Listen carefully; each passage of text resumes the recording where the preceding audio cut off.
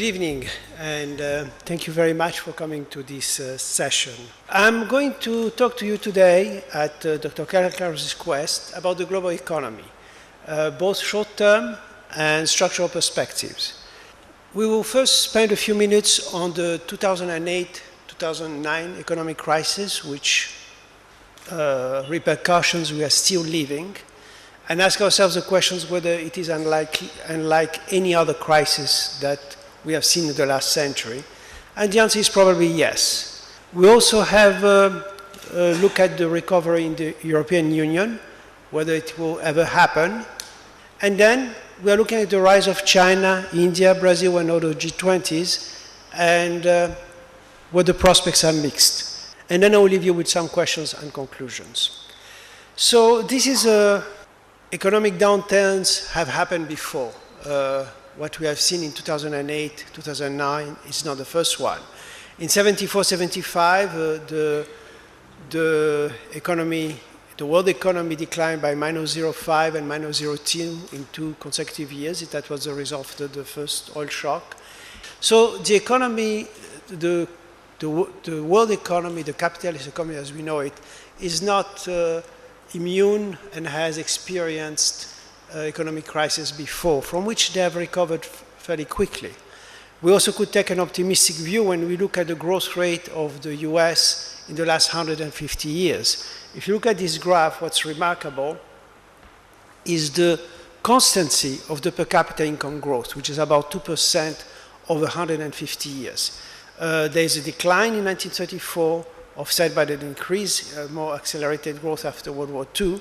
But overall, over the long run, the growth rate of per capita income in the US has been remarkably stable. But I think there are some differences with this economic crisis in relation to the economic crisis that we have witnessed at least since World War II. One, the crisis originated with finance, transport, energy, telecommunications, and finance. The second different characteristics of this economic crisis is the behavior of investment. Another feature of investment in the US is that when you look at what created expansion of the economy in the past, in relation, what created expansion of the economy in recent years in relation to the past, you'll see that business investment and exports were contributed negatively to the expansion of aggregate demand, whereas most of the expansion came from consumption and residential investment. So in this sense, investment and its low level and its characteristics have been another distinctive feature of what we have seen in 2008 and 2009. Thanks to what was happening with housing finance, the price of housing increased very dramatically. You can see that between 2000, 1999, 2000, and 2006, the prices of housing more than doubled in about 5 years, which is an extraordinary growth rate. This enabled people to borrow against their housing, and also consumer credit, particularly credit card credit, expanded very rapidly as well. There are other structural characteristics to the evolution of the US economy in the last few years, which is the structure of supply, particularly finance and health. The second feature of the US economy that should give us cause to concern is increase in the health sector in the economy. The value added in health activities in the US is now 18% of GDP.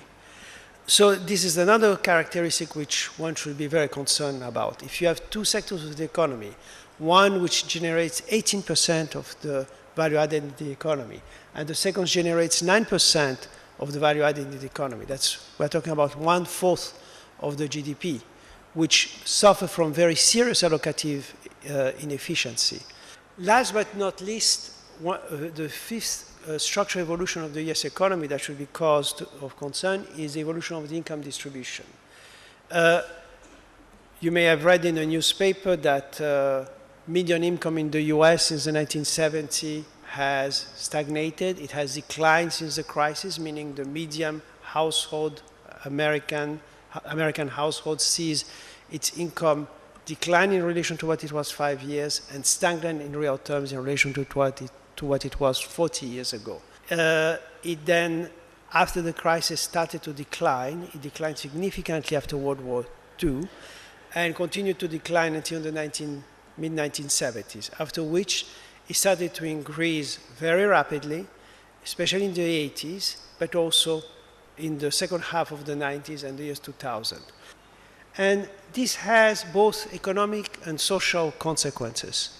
One economic consequence is that these richest people, they consume, Gucci's and Lamborghinis and Porsche and luxury goods. In addition to the economic consequences of concentration of income, there is also possibly political consequences. There are some people who say that the US has the best political system that money can buy. This is a bit facetious remark. At the same time, it highlights the fact that the power of money in the policy-making system in the US. So this is about the US.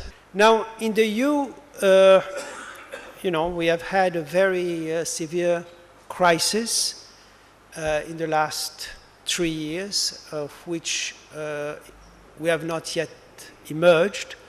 And I think what has become clear in this crisis is that there are really not one European Union, but at least two, perhaps more, but at least two. You have the European Union of the North, Germany, Belgium, Holland, Luxembourg, Sweden. And I just put China here because China was considered a main reason for global imbalances just 2 years ago. And Germany has a much larger current account in relation to its GDP. Now, there's no correction mechanism except pushing wages down. The conclusion is that the adjustment will be very prolonged, very painful, and very costly in both economic and social terms. So how you can manage an economy where 50% of your young people are unemployed, this is something that we just experienced, the world experienced before World War II. So what are the prospects for recovery in the EU? I don't think we see anything positive emerging. So this is a picture of growth in the main EU economies. As you can see, they all plunged in 2008 as there was the financial implosion in the United States and then later in Europe. There was slight recovery in 2010, and again we have had a plunging of the growth rates in the main economies of the EU countries in 2011 forward. Now let's move to the emerging markets and have a look at the prospects there. These are three large emerging economies: Brazil, China, and India. They account for about more than 60% of emerging markets' GDP. And until one of the most interesting features of this graph is that the quick rebound after the 2008-9 crisis. But since then, the situation has become much more serious. We have seen very sharp decline of GDP growth in China, Brazil, India, and even Korea, which is one of the best managed economies among emerging markets. So the conclusion is that these economies have different degrees of vulnerability, and there are some self-made problems in these economies which need to be addressed. So here I'm going to run a very quick summary of the structural challenges to growth that some of these countries face. Brazil and India both face very serious problems regarding human capital. So the third feature that both Brazil and India face are the shrinking of manufacturing. I think I have a graph here. One of the interesting features of both Brazil and India is that manufacturing plays a very small role in the economy. It's around 15% of GDP. Now, this is for economies which are trying to catch up with advanced economies, this is a very serious handicap. The second concern that we should have in the case of Brazil specifically is investment levels. They are below 20% of GDP. India, for the time being, is fortunate. The investment levels are still above 25%. But in Brazil, this is a very structural problem that Brazil faces. Low investment. The exchange rate is another problem. There's a graph I would like to show you. This is the exchange rate month by month since 1996, which is number one, until I think the last number we have is for August of this year. And there are three things which I think are interesting here. First is that the instability of the exchange rate. In Brazil, the exchange rate has been extremely unstable. In contrast to that, you have a remarkably stable exchange rate for China. Only in the last few years, you see a slight appreciation. India has been much better in relation to the management of the exchange rate, even though there has been an appreciation that was before what the rupee went to 60 rupees per dollar. But it has been much more stable. In India, I will not speak in great detail, but just to mention that India faces similarly enormous problems with infrastructure, particularly in the energy sector, in water. The legal and regulatory framework is just not conducive to investments in mining and also is detrimental to the environment. Agriculture is functioning well below potential. When you compare the yields of India's main crops to what you see in China or some advanced producers, it gives you reason to hope, because that means that India can grow very fast its agriculture, and also you question, why is it not happening? And it comes to mind, I'm not making a pitch for Modi here, but it comes to mind that Gujarat's agriculture has grown by rates of about 10% for the past 10 years. This is unheard of.